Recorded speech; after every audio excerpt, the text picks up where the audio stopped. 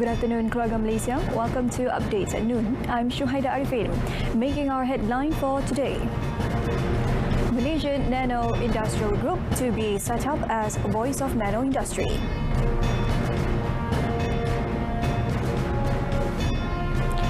Ukraine claims to have captured Putin's most influential ally.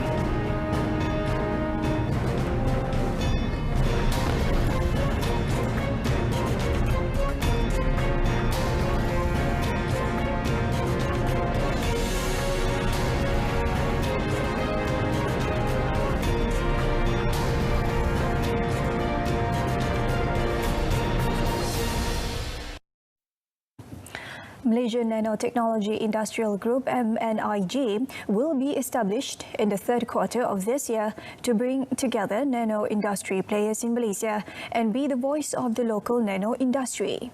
Science, Technology and Innovation Minister Datuk Seri Dr. Adham said MNIG would serve as a collaboration platform between nanotechnology companies and small-medium enterprises (SMEs), as well as assist in intercompany coordination in the supply chain of nanotechnology products. Datuk Seri Dr. Adham said the establishment of MNIG took into account the recommendations and needs of the industry, including obtaining views from the association, apart from the absence of nanotechnology research and development R&D associations driven by the industry at present. Diharap Malaysian Nanotechnology Industrial Group ini menjadi platform terbaik ke arah pelibatan lebih banyak industri dalam bidang nanoteknologi, seterusnya mampu menembusi pasaran antarabangsa. The minister said the engagement session was aimed at sharing policies, plans and activities of the country's nanotechnology industries, as well as obtaining views and feedback from the industry on the challenges and problems faced in the nanotechnology ecosystem. According to him, the contribution of SMEs in the nanotechnology industry provide many socio-economic benefits to keluarga Malaysia, that is creating 33,391 job opportunities, beside contributing 151.5 billion ringgit to gross domestic product. He added that the Malaysian market had recorded more than 900 nano products worth 381.8 million ringgit until 2020. The SPS Contribution Matching Initiative for Social Security Protection, implemented by the Social Security Organisation SOCSO, will benefit more than 60,000 Food Panda delivery riders. SOCSO Chief Executive Officer Datuk Seri Muhammad Azman Aziz Muhammad and Food Panda Malaysia Managing Director Saintan Das yesterday signed a Memorandum of Understanding MOU on this matter, witnessed by Human Resources Minister Datuk Seri M. Saravanan. Elaborating further on the matter, the minister said that under the SPS Contribution Matching Initiative, the government would give a contribution payment of 80% or 186 ringgit and 20 cent from the Plan 2 contribution, worth 232 ringgit and 80 cent through the Self-Employment Social Security Scheme. Dan 20% sepatutnya daripada pengguna, tetapi saya ucapkan terima kasih pihak Food Panda telah mengeluarkan 10% daripada balance 20% itu untuk menunjukkan bukan saja komitmen mereka sebagai CSR mereka untuk membantu golongan B40. Ini satu usaha yang baik. Saya percaya lagi banyak syarikat-syarikat akan tampil hadapan untuk mengikut jejak langkah Food Panda untuk membantu golongan B40 dalam keadaan hari ini. Earlier, Datuk Seri Saravanan said that based on the statistics of SOCSO's Self-Employment Scheme Division until 18 February, a total of 360,469 active contributors among self-employed persons were registered and contributed under the Self-Employment Social Security Scheme, compared to only 73,556 self-employed persons in 2020.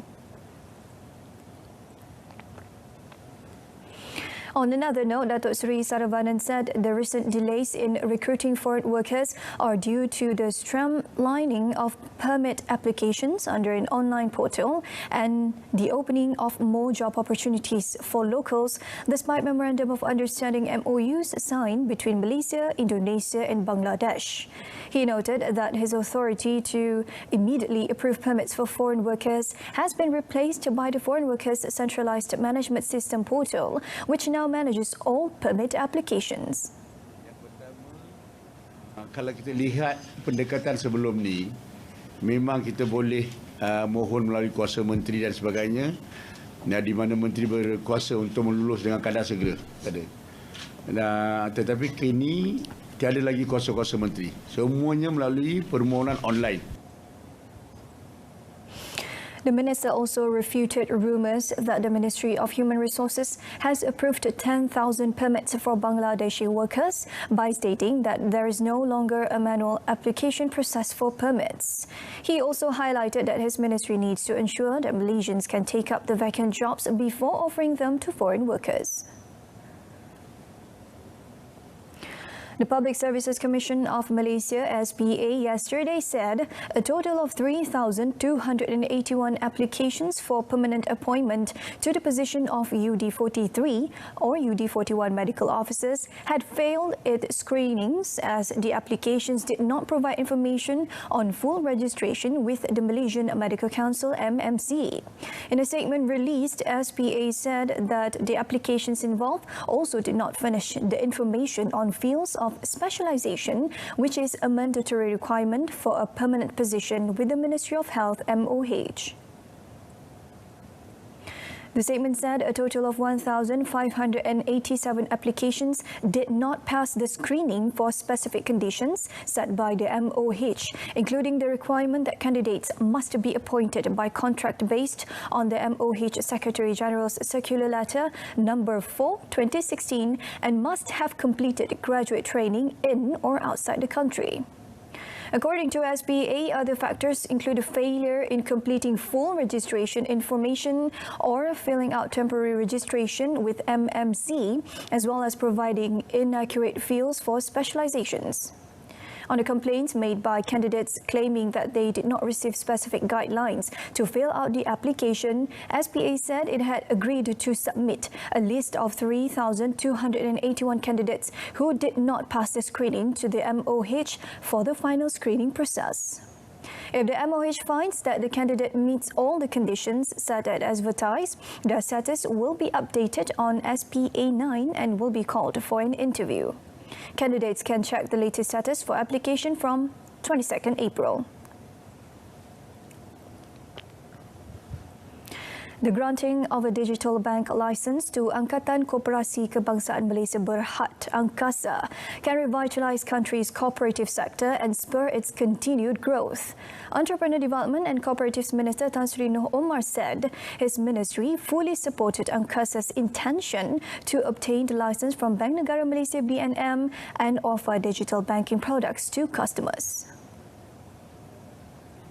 Kita harap pihak Bank Negara yang mengeluarkan lesen bank digital ni akan dapat pertimbangkan, sebab saya telah dimaklumkan bahawa Angkasa salah satu yang ada memohon untuk memulakan bank digital ini. Jadi kalau Angkasa ni dapat diberikan lesen bank digital ni, ini menunjukkan Angkasa mewakili koperasi. Yang koperasi ni yang saya kata kita kan ada dua bank lah, dan kalau Angkasa pula dapat bank digital, ini akan memberikan satu semangat baru lagi kepada gerakan koperasi dalam negara kita. Earlier, it was reported that Angkasa, in collaboration with Bosset Holding Berhad, would set up My Angkasa Digital Services to obtain a digital Islamic banking license from BNM. Angkasa President Datuk Seri Dr. Abdul Fattah Abdullah said the digital bank would focus on the B40 market segment, cooperatives and small and medium industries, SMEs, to enable them to become the largest market in the digital economy. On 30th March, BNM Governor Tan Sri Noor Shamsiah Muhammad Yunus said the announcement on the digital bank license winners would be made shortly after the legal process was completed.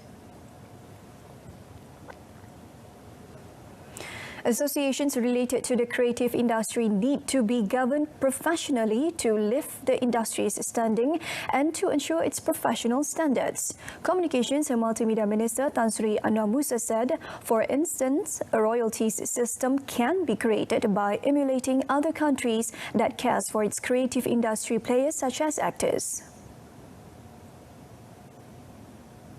Kalau nak dijadikan itu sebagai satu profession, saya cadangkan supaya ada dia punya board of governors yang mengawal etika, yang mengawal profession, yang mengawal, dan kalau itu ada, barangkali kaedah nak membayar royalty kepada mereka yang diiktiraf a licensed actor ataupun a professional actor. Jadi lebih mudah kita nak regulate. Kalau open-ended, everybody claim dia pelakon.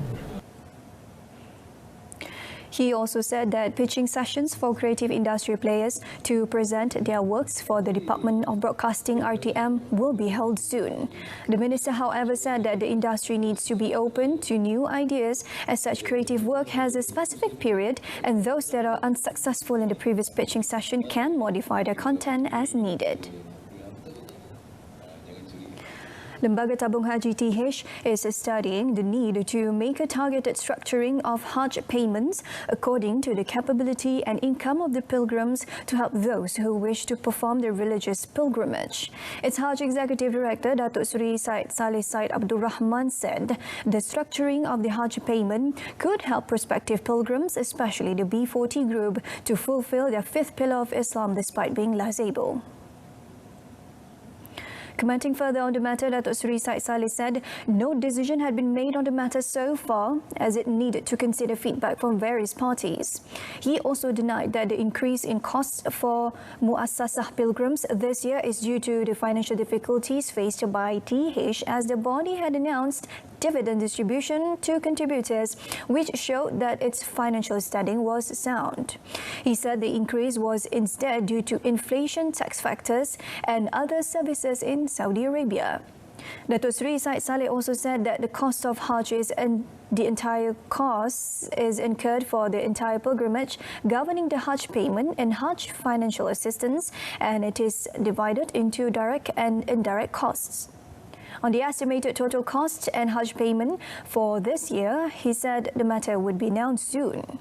According to him, TH is currently waiting for the Saudi government to announce a quota of Malaysian pilgrims allowed to perform the Hajj for this season. 99 application system. Getting emergency assistance is now easier. Save Me 999 Police connects the Malaysian public to the police.